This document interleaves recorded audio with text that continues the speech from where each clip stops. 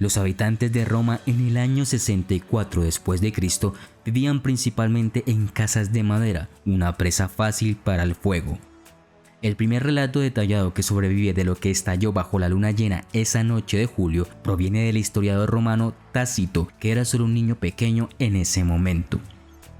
Tácito explica que el incendio comenzó en la región del Circo, cerca de las tierras altas de Celia y Palatino de Roma. El fuego estalló en una tienda donde se almacenaban artículos inflamables la noche del 18 de julio del año 64 después de Cristo y se extendió rápidamente debido al fuerte viento. El fuego no pudo ser contenido debido al hecho de que las estructuras fueron construidas de material inflamable y cerca unas de otras. Los edificios congestionados dificultaron la evacuación de personas, lo que provocó la pérdida de muchas vidas.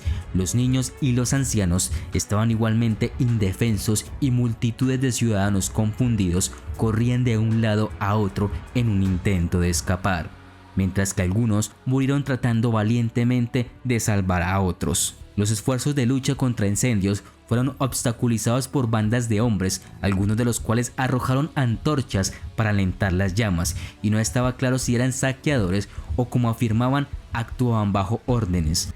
La situación empeoró por más brotes de fuego en el distrito de Amelián, que destruyeron el templo, entre otras propiedades. Los saqueadores aprovecharon para hacer de las suyas. Casas residenciales de ricos y pobres fueron destruidas. El sustento de miles de personas se redujo a cenizas, lo que provocó una grave necesidad humanitaria. Después de 5 días, la demolición de todos los edificios en un gran espacio al pie de la colina Esquilina pareció haber puesto fin al fuego, pero estalló de nuevo tan furiosamente y se extendió aún más.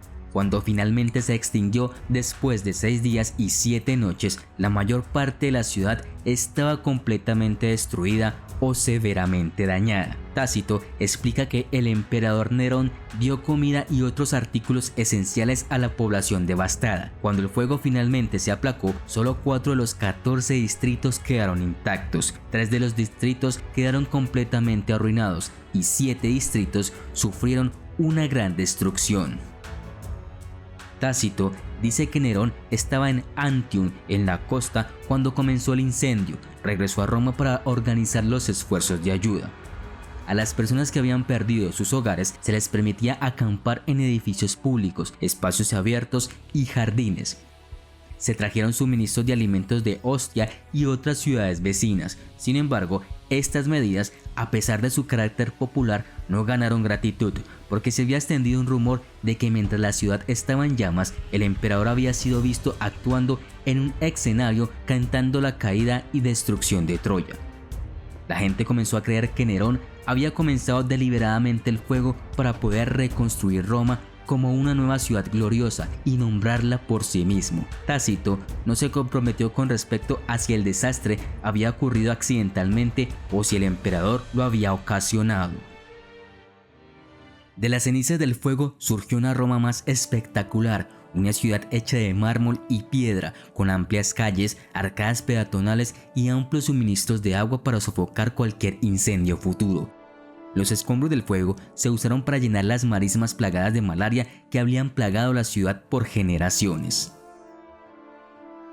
El segundo relato culpa a la región impopular de la época llamada cristianismo. Durante esa época surgieron fuertes creyentes de Cristo que querían convertir a todos al cristianismo. La teoría afirma que la ciudad fue quemada para dañar a los que se oponen a ellos. La mayoría de la gente vio esto como una teoría para desviar las mentes de las personas de la causa real del incendio, que según la creencia popular fue causada por el emperador Nerón.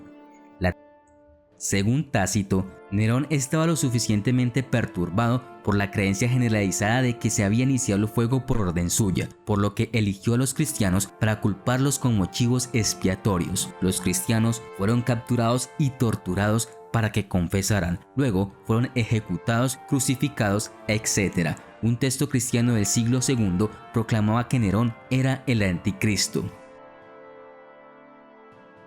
La tercera afirma que el incendio fue accidental. El accidente ocurrió en los barrios marginales ubicados al sur de las colinas palatinas. Esta teoría respaldada por el hecho de que el incendio ocurrió durante la luna llena, por lo que cualquier incendiario habría temido ser notado bajo la luz de la luna. Esta teoría afirma además que el emperador Nerón estaba en una gira por el interior de un lugar llamado Antium y se sorprendió por la noticia de que la ciudad estaba en llamas.